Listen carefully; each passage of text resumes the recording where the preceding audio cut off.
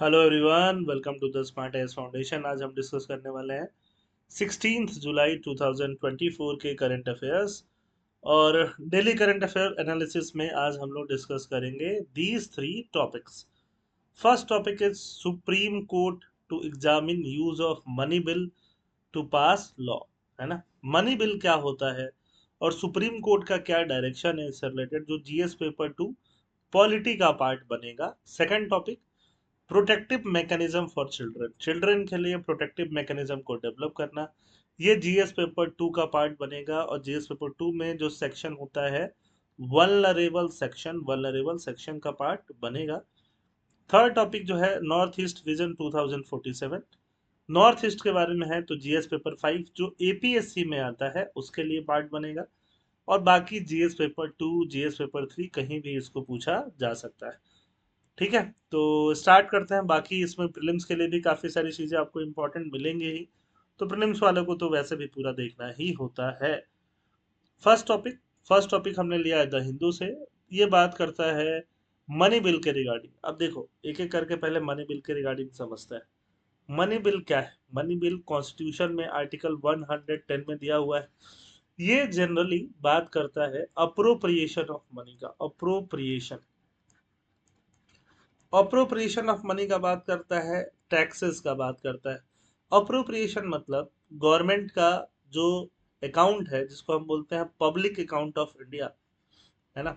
Public account of India, government का जो account है जिसको हम बोलते हैं कंसोलिडेटेड फंड ऑफ इंडिया। तो कंसोलिडेटेड फंड ऑफ इंडिया से जो पैसा निकाला जाएगा, अप्रोप्रिएट किया जाएगा, वो एक सैंक्शन से किया जाएगा। गवर्नमेंट जब चाहे जैसे चाहे वैसे नहीं निकालती है। पार्लियामेंट का अप्रूवल चाहिए होता है। किसका अप्रूवल चाहिए होता है? पार्लियामेंट का। और पार्लियामेंट का अप्रूवल जो चाहिए होता है तो लॉ बन जाता है। उसी को क्या बोलते हैं? Money bill. टैक्सेस में भी चेंज करने के लिए क्या चाहिए होता है? मनी बिल चाहिए होता है। तो अब कोई भी गवर्नमेंट होती है, गवर्नमेंट कैसे बनती है? लोकसभा में मेजोरिटी से बनती है। राज्यसभा की में उसकी मेजोरिटी हो भी सकती है और नहीं भी हो सकती है। तो सिंस गवर्नमेंट जो भी है खर्चा करके आती है, और गवर्नमेंट ये बताती है कि वो अगर जीतेगी तो क्या क्या खर्चे वो कर सकती है, क्या क्या लॉ वो पास करेगी, है ना, क्या क्या एक्सपेंडिचर वो करेगी, क्या क्या स्कीम्स लेके आएगी। तो गवर्नमेंट के पास ये पावर होता है। और गवर्नमेंट लोकसभा से बन के आती है, तो लोकसभा के पास ये पावर होता है मनी बिल को पास करने का। मतलब मनी बिल में लोकसभा को एक्सक्लूसिव पावर दिया गया है। राज्यसभा में मनी बिल के पास कोई पावर नहीं है। डिस्कस कर सकता है, मनी बिल राज्यसभा से पास हो नहीं हो कोई फर्क नहीं पड़ता है, उसमें लोकसभा के पास एक्सक्लूसिव पावर होता है। ठीक है, अब बात यहाँ हो रही है मनी बिल की। तो इसमें प्रॉब्लम क्या आया है? बीच में ऐसे कई बहुत सारे लॉज आए हैं जो एक्चुअली मनी बिल शायद नहीं थे। शायद ऐसा एलिगेशन लगाया जाता है कि वो पूरी तरह से मनी बिल नहीं थे, एक ऑर्डिनरी बिल थे, है ना, या फिर फाइनेंशियल बिल टाइप टू वगैरह टाइप के बिल थे, जो आप पॉलिटी में डिटेल में पढ़ोगे, जिनको लोकसभा और राज्यसभा दोनों से ही पास होना चाहिए था। पर गवर्नमेंट ने उसको मनी बिल का नाम देके सिर्फ और सिर्फ किससे पास कराया? लोकसभा से, और राज्यसभा को बाई पास किया। क्या किया? बाई पास। तो इसी से रिलेटेड ये मैटर है। सुप्रीम कोर्ट इस मैटर में देख रही है, और सुप्रीम कोर्ट क्या आगे जजमेंट देने वाली है, इससे रिलेटेड हम लोग डिस्कस करने वाले हैं। Supreme court to look into use of money bill to pass laws. The article discusses a significant legal issue regarding the use of money bill by the Indian government to pass contentious amendment. बहुत सारे amendment पास करने के लिए laws वगैरह में government ने क्या use किया है? मनी बिल का यूज किया है। चीफ जस्टिस क्या बोलते हैं? चीफ जस्टिस डीवाई चंद्रचूड़ ये बोलते हैं, agreed to list petition challenging the use of money bill route by center to pass contentious amendment in parliament। तो उस पे अग्री करते हैं कि इस पे सुप्रीम कोर्ट में डिस्कशन होना चाहिए। पिटीशन डालने वाले कौन थे? सीनियर एडवोकेट कपिल सिब्बल थे, और इनफैक्ट राज्यसभा के एमपी जयराम रमेश भी इस इशू में इन्वॉल्व थे। प्रीवियस रेफरेंसेस क्या है? पहले के रेफरेंस क्या है अभी आज के पहले के? तो ऐसा एक 2019 में रेफरेंस आया था। उस समय 5 जज बेंच, मतलब टोटल कितने जज बैठे हुए थे? 5 जज बेंच जिसको लीड कर रहे थे उस समय के जो भी चीफ जस्टिस है श्री रंजन गोगोई, उन्होंने मनी बिल के क्वेश्चंस को रेफर कर दिया कि मनी बिल का जो लीगैलिटी का क्वेश्चन है उसको मैं 7 जज बेंच के सामने रेफर करता हूँ। मतलब 7 जज बैठेंगे और वो बैठ के ये देखेंगे कि मनी बिल वाला मैटर जो है वो गवर्नमेंट सही कर रही है कि नहीं कर रही है ना। और ये बात कब हुई थी? Roger Matthew versus south India bank limited case में ये बात पहली बार उठी थी, 7 जज में भेजने वाली बात। अब इसका कोर इशू क्या है? The main question is whether amendment could be passed as money bill by passing the Rajya Sabha. क्या राज्यसभा को ऐसे ही पास करता रहा जाएगा क्या? क्या आर्टिकल 110 का मिसयूज किया जाएगा क्या? ये सारा मेन क्वेश्चन है। आर्टिकल 10 110 में क्या है? मनी बिल है। मनी बिल में आर्टिकल 110, आर्टिकल 110 अगर हम बात करें, 110 क्लॉज 1 सब क्लॉज ए से लेकर के और B C D E F G तक पूरा मनी बिल के बारे में डिस्कशन किया गया जो प्रीलिम्स में आता रहता है। इसमें mainly consolidated fund of India से पैसे निकालने की बात और टैक्सेशन रिलेटेड बातें होती रहती है। मनी बिल से रिलेटेड क्या क्या केस पास कराए गए हैं वो हम देखते हैं। एक लॉ है prevention of money laundering act, जिससे कि ईडी वीडी को पावर मिलता है। 2015 में इसको मनी बिल से ही अमेंड किया गया। किससे अमेंड किया गया? आई रिपीट, मनी बिल से। और ईडी को बहुत ज्यादा पावर दे दिया गया। मनी बिल से अमेंड किया गया मतलब लोकसभा का तो जरूरत था वहां पे राज्यसभा का को एक तरह से बाईपास किया गया। कोर्ट ने, सुप्रीम कोर्ट ने अपहेल्ड किया मनी बिल को, मतलब बोला कि हाँ अभी जो भी इसमें अमेंडमेंट हुआ है prevention of money laundering act में वो सही हुआ है।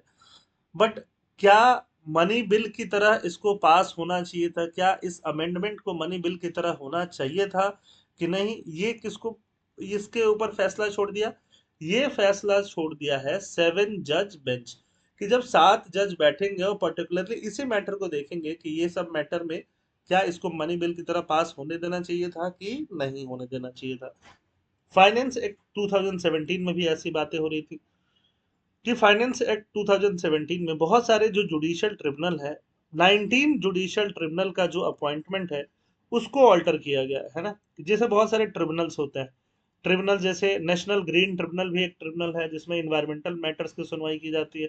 वैसे 19 ट्रिब्यूनल में उनको उनको चेंज किया गया, उनमें उनके एक्ट में चेंज किया गया मनी बिल के अकॉर्डिंग। मनी बिल पास करके इन 19 ट्रिब्यूनल में अपॉइंटमेंट कैसे होगा जजेस का उसको अमेंड कर दिया गया। अब यहाँ पे जयराम रमेश ये बोलते हैं कि ऐसा इसलिए किया गया कि इस पे एग्जीक्यूटिव कंट्रोल रह सके, मतलब गवर्नमेंट का कंट्रोल रह सके।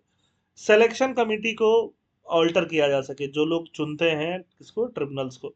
क्वालिफिकेशन जो भी होता है ट्रिब्यूनल्स में जजेस वगैरह का, ऑफिसर्स वगैरह का, उसको डाउनग्रेड किया जा सके, इसलिए ऐसा किया गया। मतलब सीधे सीधे गवर्नमेंट पे एलिगेशन लगाते हैं। यहाँ भी मनी बिल के मिसयूज का एलिगेशन लगाता है। आधार केस, आधार केस बहुत फेमस केस था मनी बिल से रिलेटेड। आधार को, आधार आप यूज करते हो, आधार नंबर मैं भी यूज करता हूँ, हर कोई यूज करता है। आधार को as a money bill pass कर दिया गया था। उसमें क्या appropriation from consolidated fund of India है? शायद नहीं, उस तरह से इन्वॉल्व नहीं है। बट फिर भी उसको एज अ आधार को मनी बिल से पास किया गया। सुप्रीम कोर्ट ने 2021 में बोला कि आधार मनी बिल से पास हुआ तो सही है। 2018 में जस्टिस के एस पुट्टा स्वामी केस था, उसने आधार को एज ए मनी बिल मान लिया कि हाँ आधार मनी बिल जैसा ही पास हुआ है। उस समय जो डिसेंटिंग ओपिनियन दिया था जस्टिस चंद्रचूड़ ने दिया था, उन्होंने बोला था, he argued that the review bench should wait for the 7 जज बेंच डिसीजन। जो भी रिव्यू बेंच होगा उसको 7 जज बेंच डिसीजन का वेट करना चाहिए। 7 जज बेंच जो होगा वो मनी बिल पे जो लार्जर क्वेश्चंस है, जो कि रोजर मैथ्यू केस में 7 जज बेंच बनाया गया था, उसके ऊपर रिफ्लेक्ट करेगा, बताएगा। की क्वेश्चन बिफोर द कोर्ट के ऊपर की क्वेश्चन अभी क्या है कि मनी बिल के ऊपर जो फाइनल डिसीजन होता है वो लोकसभा स्पीकर का होता है। बट लोकसभा स्पीकर जो है वो भी रूलिंग पार्टी से ही हो जाता है, तो एक तरह से रूलिंग पार्टी के ही कंट्रोल में मनी बिल हो जाता है। तो क्या मनी बिल के ऊपर लोकसभा के स्पीकर का डिसीजन फाइनल होने देना चाहिए कि नहीं होने देना चाहिए? आज तक तो ये लोकसभा के स्पीकर का डिसीजन ही जो मनी बिल के ऊपर आया है वो ऑलवेज फाइनल आया है। Correct certification whether the Aadhaar targeted delivery of financial and other subsidies benefit and service act was correctly certified as money bill under article 110 of the constitution। ये भी करेक्ट सर्टिफिकेशन मिलेगा इस कोर्ट के according. तो I hope money bill से related जो थोड़ा बहुत इशू चल रहा है, कंट्रोवर्सी चल रहा है, वो आपके समझ में आया होगा। आपने आपने न्यूज़ में अभी रिसेंटली देखा होगा कि बीजेपी जो है उसका राज्यसभा में मेजोरिटी घट गया है ना, और भी सीट्स कम हो गई है। तो जैसे जैसे अब कोई भी लॉ जो है, ऑर्डिनरी लॉ पास होता है तो लोकसभा राज्यसभा दोनों से पास होना पड़ता है। मनी बिल में सिर्फ लोकसभा चाहिए, तो बहुत सारा लॉ जो है मनी बिल के रूप में, फॉर्म में पास कराने की कोशिश की जाती है। इसीलिए इसको सुप्रीम कोर्ट के सामने पेश करने और उसका ऑर्डर आने का इंतजार बहुत जरूरी हो जाता है। Second topic of the day, protective mechanism for children. Children के लिए प्रोटेक्टिव मैकेनिज्म डेवलप करना है ना। तो ये कहाँ आएगा, ये वल्नरेबल सेक्शन में आएगा, जीएस पेपर 2 का part. The article discusses India's effort and challenges in protecting children's right. यह आर्टिकल डिस्कस करता है कि इंडिया ने क्या एफर्ट लिया है चिल्ड्रन राइट को प्रमोट करने के लिए, प्रोटेक्ट करने के लिए। कंट्री ने, इंडिया ने माना, एक्सेप्ट किया United nation convention on right of child. United nation ने कन्वेंशन निकाला था on right of child, UNCRC बोलेंगे इनको। यूएनसीआरसी कब पास हुआ? 1992 में। इंडिया ने भी इसको एक्सेप्ट किया। बहुत सारे कॉन्स्टिट्यूशनल प्रोविजन में आपको इसकी झलक देखने के लिए मिलेगी। तो ये आर्टिकल डिटेल में इसका डिस्कशन करता है, और ये आर्टिकल जान लेने से, समझ लेने से आपका एक टॉपिक आराम से क्लियर हो जाता है। डेफिनेशन, वायलेंस का डेफिनेशन क्या है? वायलेंस का डेफिनेशन है फिजिकल और मेंटल माल ट्रीटमेंट, खराब तरीके से treatment, emotional abuse, sexual abuse, neglect. Neglect भी उनका वायलेंस में आता है, बच्चों के वायलेंस में। Negligent treatment and any form of exploitation harming a child health, survival, growth and development, ये सब चाइल्ड से रिलेटेड वायलेंस में आता है। से इम्पैक्ट क्या होता है? पहले तो चाइल्ड का डिग्निटी इम्पैक्ट होता है, sense of responsibility, trust, confidence, सब कुछ खत्म होता है। ग्लोबल प्रॉब्लम है ये। Children world wide face violence due to war, political unrest, है ना। अभी देख लो इसराइल हमास की वॉर से देख लो, या रशिया यूक्रेन की वॉर से देख लो। रीजनल और religious conflict, life long consequence झेलना पड़ता है। एक्सप्लॉयटेशन और abuse has life long impact on children, एक ट्रॉमा जैसा उनको वो झेलने को मिलता है। प्रीवेलेंस क्या है? Occurs at every socio economic level, her socio economic level पे, चाहे रिच हो, चाहे पुअर हो, चाहे मिडिल क्लास हो, इसका प्रीवेलेंस देखने के लिए मिलता है। कोई भी कास्ट, कोई भी एथनिसिटी, किसी भी कल्चर, किसी भी रिलीजन के इररिस्पेक्टिव बच्चों पे ये अत्याचार देखने के लिए मिलता है। चिल्ड्रंस डेमोग्राफिक्स इन इंडिया क्या है? Population statistics.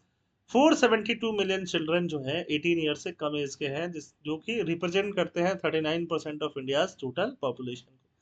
कितना है? 472 मिलियन। इंडिया की बात यहाँ पे हो रही है। 472 मिलियन, ऑलमोस्ट 47 करोड़ के आसपास बच्चे जो हैं, जो 18 ईयर से कम के हैं इंडिया में। एज डिस्ट्रीब्यूशन की अगर बात करें, उसमें 29% का एज सिर्फ 0 से 6 ईयर है। Rural population, 73% of Indian children rural area में रहते हैं, जिनको न्यूट्रिशन का एक्सेस नहीं है, हेल्थ केयर का एक्सेस नहीं है, एजुकेशन का एक्सेस नहीं है, प्रोटेक्शन भी नहीं है। गवर्नमेंट एंड लीगल फ्रेमवर्क क्या है? कॉन्स्टिट्यूशन ने प्रायोरिटी दे रखा है चाइल्ड राइट को प्रमोट करने के लिए। उनका एजुकेशन को एक्सेस कैसे होगा, फोर्स लेबर से कैसे छुटकारा दिलाए, चाइल्ड मैरिज से कैसे रोकें, ये सब सिग्निफिकेंट चैलेंजेस हैं बच्चों के। लेकिन global responsibility and the UNCRC, global responsibility क्या है? देखो, चिल्ड्रन का रेस्पॉन्सिबिलिटी पेरेंट्स का भी है, स्टेट का भी है, मतलब गवर्नमेंट का, है ना।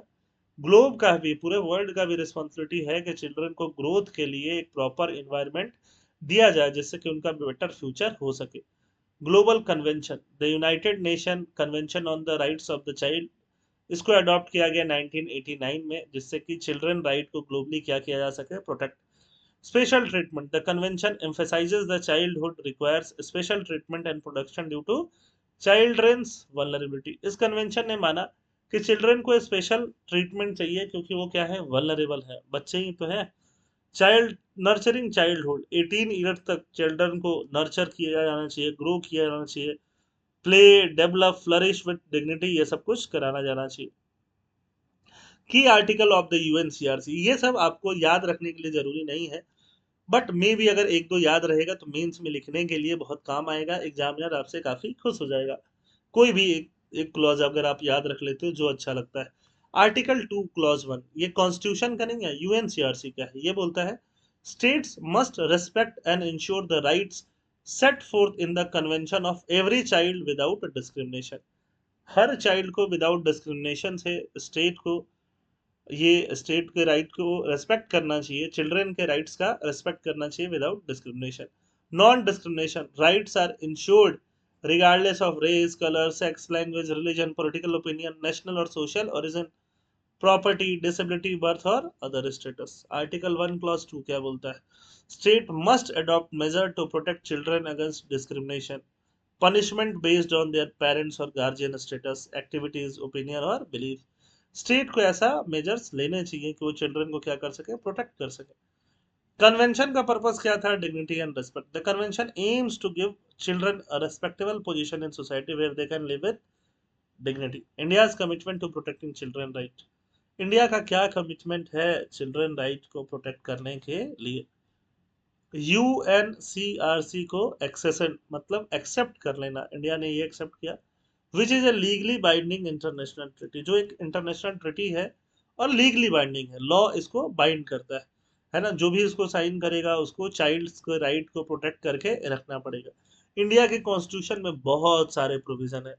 आर्टिकल 15 क्लॉज 3 ये एक इनेबलिंग प्रोविजन होता है जो लेजिस्लेचर्स को, पार्लियामेंट और स्टेट लेजिस्लेचर को एम्पावर करता है कि वो स्पेशल प्रोविजंस बना सके वुमेन के लिए और चिल्ड्रन। चिल्ड्रन की बात आई ना यहाँ पे।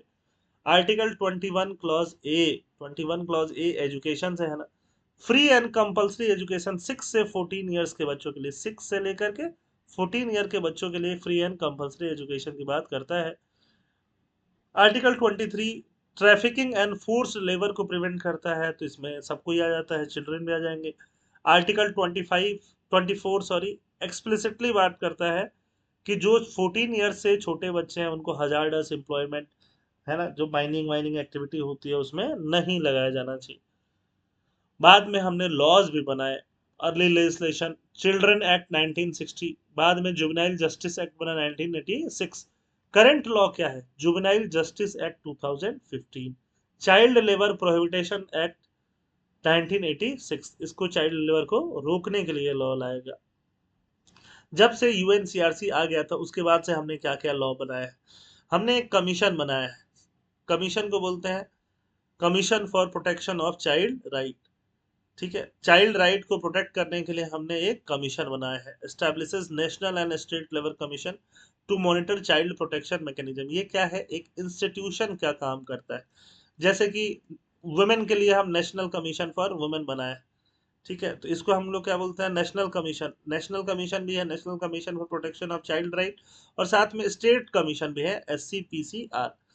चाइल्ड मैरिज प्रोहिबिशन एक्ट आया है जिससे चाइल्ड मैरिज को खत्म किया जाए। Protection of children from sexual offence act आया है जिसको हम पॉक्सो के नाम से जानते हैं, POCSO, पॉक्सो 2012, जिसमें कि चिल्ड्रन के अगेंस्ट अगर कोई सेक्सुअल वायलेंस हो रहा है तो उस पर बहुत कड़ा से कड़ा स्टेप लिया जा सके जो कल्प्रिट हैं उनके अगेंस्ट में। चैलेंजेस क्या है? चिल्ड्रन के अगेंस्ट में लॉज होने के बावजूद भी क्राइम्स बहुत ज्यादा है। डेटा क्या कहता है? 1.5 lakh crimes against children reported 2021 में। आसाम में सिर्फ, आसाम की बात करें, 4% of total crime, more than 5,000 cases हैं। Types of crime, sexual abuse, rape, physical harassment, child labour, trafficking, ये सब देखने के लिए मिलता है। Need for effective action, guided effort, all duty bearer must act in conformity with legislative mechanism to protect children rights। Root cause को address करना, tackling the underlying cause of crime against children is essential to mitigate their impact and prevent future incident।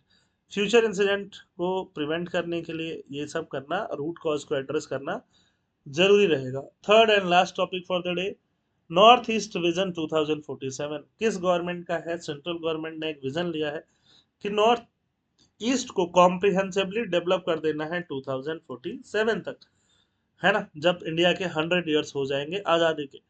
It highlights the importance of cooperation between central and state government. तो central state government में, experts में एक cooperation होना मांगता है, तभी जाके development हो पाएगा।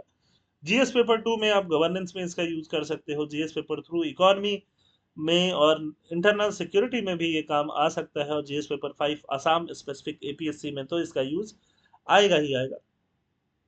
करंट न्यूज क्या है? Central government has entrusted NEDFI with the responsibility of creating a North East region vision।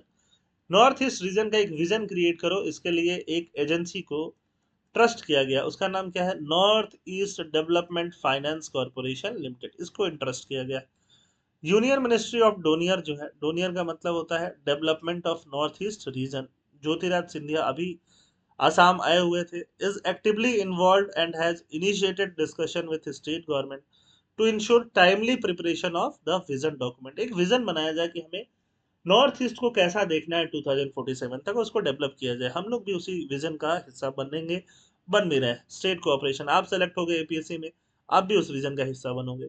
State का कोऑपरेशन बहुत जरूरी है। Active cooperation from state is essential as understanding the strength and weakness of each state is crucial. हर state का अपना strength है, आसाम का, मेघालय का, है ना, नागालैंड का, हर का स्टेट का अपना वीकनेस है, दोनों समझना जरूरी है, तो जाके काम हो पाएगा।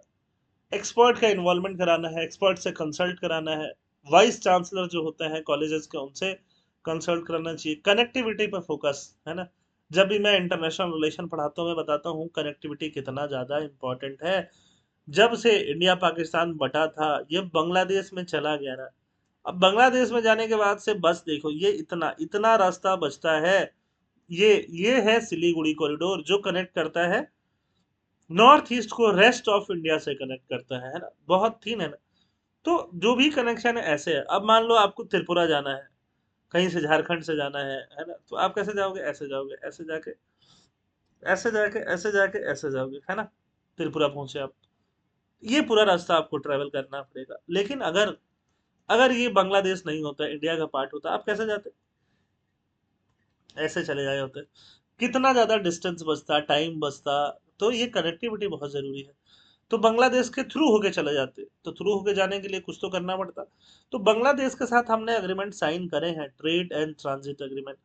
वेस्ट बंगाल से हमारी शिप्स जाएंगी यहाँ पे, चाटोग्राम पोर्ट, मोंगला पोर्ट बांग्लादेश में, वहां से ये लोग निकलेंगी, बांग्लादेश के अंदर जाएंगी। बांग्लादेश में जगह है अखरुआ, और त्रिपुरा में अगरतला। अखरुआ से अगरतला हमने रेल लिंक बनाया हुआ है। तो ये सब काम हम लोग कर रहे हैं। वैसे ही कोलकाता से कालादान, कालादान मल्टी मॉडल, जो कि यहाँ से कनेक्ट करेगा म्यांमार को, फिर इससे मिजोरम को कनेक्ट करेगा। तो फिर यहाँ से भी नॉर्थ ईस्ट का कनेक्शन हमारा अच्छा हो जाएगा। तो कनेक्टिविटी पे हम बहुत ज़्यादा एम्फेसाइज किए हुए हैं। कनेक्टिविटी के लिए हम लोगों ने एक और काम किया है। यहाँ पे आप मणिपुर देख रहे हो, मणिपुर में एक जगह है मोरे। फिर मणिपुर से म्यांमार, म्यांमार से होके फिर आगे, आगे थाईलैंड पड़ेगा म्यांमार के आगे। तो वहाँ मणिपुर से थाईलैंड हम ट्राईलेटरल हाईवे बना रहे हैं। और ये ऑलमोस्ट कंप्लीट है, जिससे कि नॉर्थ ईस्ट कनेक्ट हो जाएगा उधर साउथ ईस्ट एशिया से। अगर आपको थाईलैंड जाना होगा, अब आप आराम से गाड़ी लेके जा सकते हो, है ना। आप आराम से यहाँ से निकलो, दिसपुर से निकलो, गुवाहाटी से निकलो, आप जाओ मणिपुर पहुंचो। मणिपुर से आप हाईवे हाईवे होके, ट्राईलेटरल हाईवे है बढ़िया एकदम चकाचक, डायरेक्टली थाईलैंड जा सकते हो। तो ये आप रोड रूट से भी, लैंड रूट से भी जा सकते हो। प्रॉब्लम यह है कि म्यांमार में क्या चल रहा है, पॉलिटिकल इनस्टेबिलिटी चल रहा है, इसके वजह से प्रॉब्लम है। वाटर वेज को डेवलप करना पड़ेगा, ऑल्टरनेटिव रूट्स को हमें तलाशना पड़ेगा और ज्यादा काम करना पड़ेगा। क्या सिर्फ कनेक्टिविटी ही इशू है, रीजनल इश्यूज भी हैं हमारे पास, फ्लड एंड इरोजन होता है। Vision 2047 should include a permanent solution to Assam flood and erosion problems. Assam government alone cannot tackle this issue. Centre का बहुत ज्यादा सपोर्ट चाहिए। Inter state problem, flood and erosion are inter state. Inter state मतलब state state के बीच का problem है। Brahmaputra river Arunachal Pradesh से डेवरीज लेके आती है और बिछा देती है ना, बिछा देती है, तो उसका जो सेडिमेंट से जो बेस होता है वो भर जाता है, उसकी वजह से जो पानी होता है वो ऊपर से निकल जाता है, फ्लड आ जाता है। इससे नेबरिंग स्टेट्स में काफी फ्लड आता है। कोलेबरेटिव सॉल्यूशन चाहिए, क्या चाहिए, कोलेबरेशन। बार बार सुनो, क्या चाहिए, कोलेबरेशन। कोलेबरेशन से ही काम होगा। All northern eastern state must collaborate to address flood and erosion issue effectively. I hope आपको सारी चीजें समझ में आई होंगी। पीडीएफ कहाँ मिलेगा, टेलीग्राम चैनल पे, और उसका लिंक कहाँ मिलेगा, हमारे डिस्क्रिप्शन बॉक्स में। थैंक यू, जय हिंद।